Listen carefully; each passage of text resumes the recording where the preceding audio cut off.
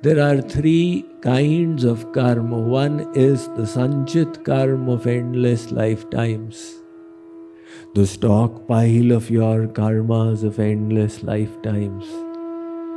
From that, when you come down every time, God takes one portion and gives it to you. This portion of your karmas you need to bear in this life. That becomes your Prārabdh for this life. Now the Sanchit is the stockpile, the Prārabdh is that with which you have come. Just like if you are playing Scrabble, you are given those letters and you have to play with them. That is the Prārabdh. But how you play is in your hands. Likewise, the thing in our hands is the Kriyāmāṇ. Kriyāmāṇ is the karma that you do with your independent free will. How can we do that Kriyāmāṇ? It can be done in three ways. One is called karma, the other is called Vikarma, and the third is called Akarma. So there's karma, Akarma and Vikarma.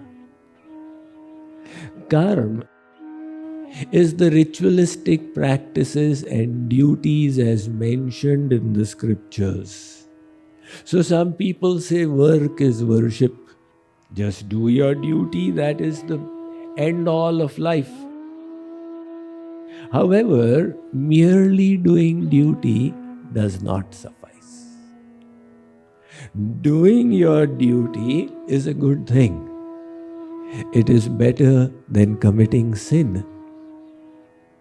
But if you just do your worldly duty, if you do the karma that is written in the scriptures, it will either give you the opulences of the world or elevation to the spiritual abodes.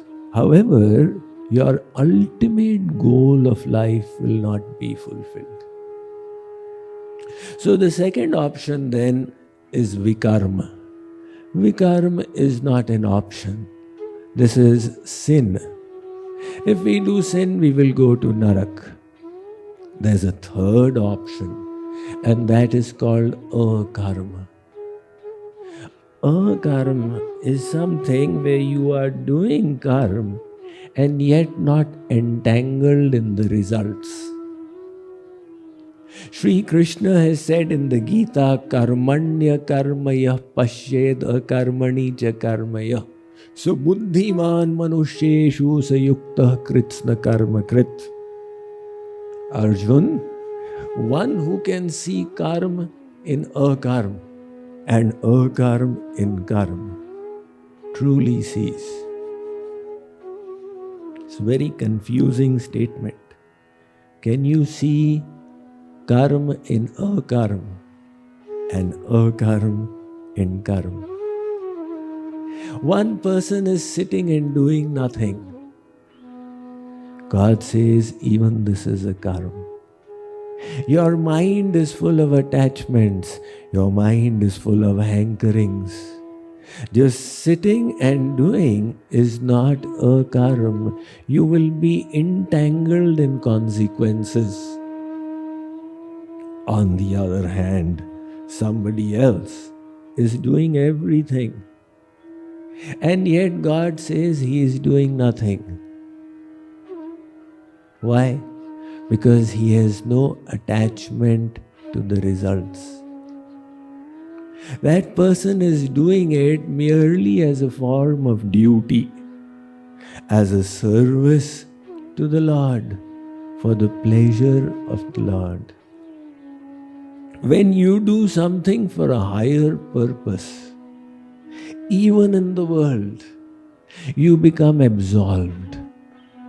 Just like there is a law of the land. If you hurt somebody, it's a sin.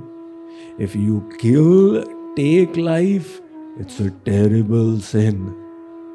One could even be hanged for it. Now here is one man who has killed another. and he is brought to court. The judge says, "You killed him?" "Yes, Your Honor, I killed him." "Then you should be hanged." "I cannot be hanged." "Why?"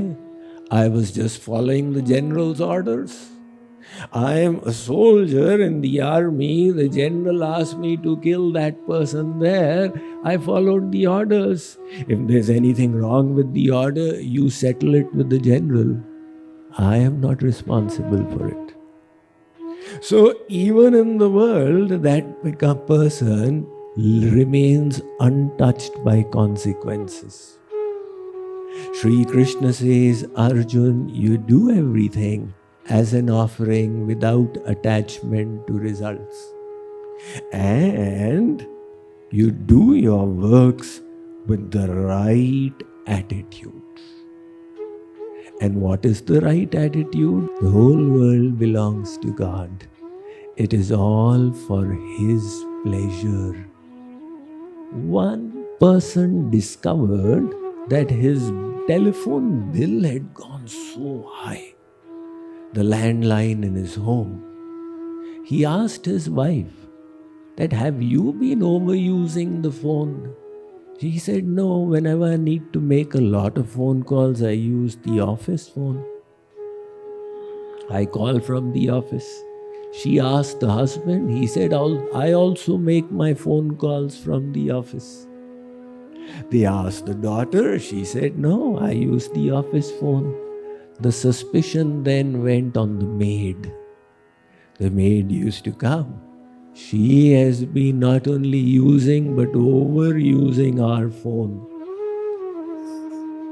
They asked the maid, "You have been using the phone?"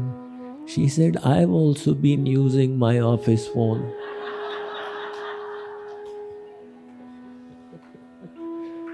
So, it's the misuse when you think everything is for me.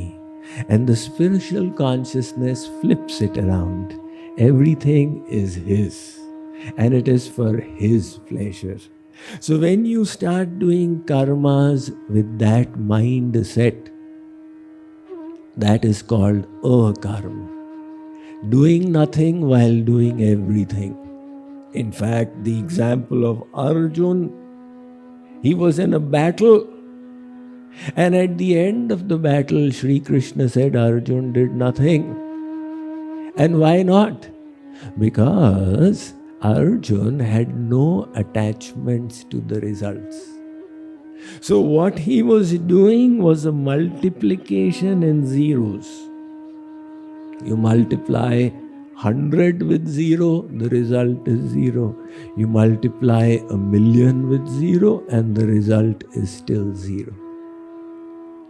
So likewise, this mantra is saying that you do Akarma. Another name for that Akarma is Karma Yoga. So when you are doing Karma Yoga, the important thing is the detachment from the results. That detachment is your guarantee. If you are detached, then you are not going to be entangled, embroiled. That is why the Bhagavad Gita says, "Yastu karma phalatyagi satyagitya vidhiyate." The true renunciant is not one who is not working. He is saying, work hard. But the one who has renounced the fruits to the actions. And what is the test of that renunciation? Everybody can say, "I am doing this for the pleasure of God." What is the proof? The proof is that when the results are reverse, it does not disturb you. If you become inordinately disturbed, "I tried so hard, it did not work out," that means the results were not being offered to God but to yourself. And if you were doing it in the spirit of Krishna Arpanam, you'll then rationalize it. Maybe Shree Krishna wanted it like this. Who knows? The first few satsangis I made, there was a girl. Maharaj Ji engaged her in seva. And her seva was to go and do chanda for a construction that was happening in the Guru Ashram. So, she was doing this. She would go out collecting donations. And Maharaj Ji had teamed her up with a college professor, a lady who was also a satsangi. The two of them would go. Now, generally, when you go around trying to collect like that, the average is 1 out of 10, which means 9 you'll get negatives and 1 positive. So on this particular day, from morning, they had 27 misses, and they both got disturbed. In those days, the satsang was very small, and people could even call Maharaj Ji. There was no mobiles, of course, on the landline. So they gave a call. Maharaj Ji came on the line. They said, Maharaj Ji, we've got such bad luck. Since morning, not one success.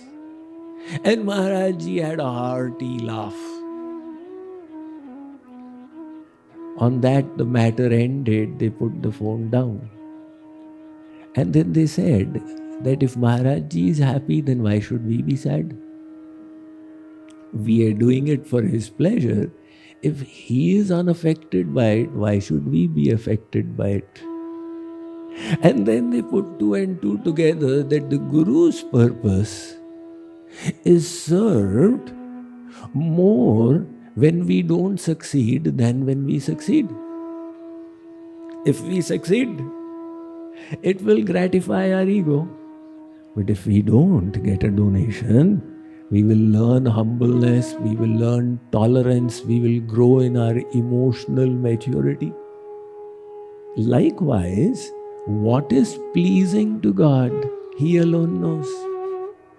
Our job is to do our best and to leave to God all the rest.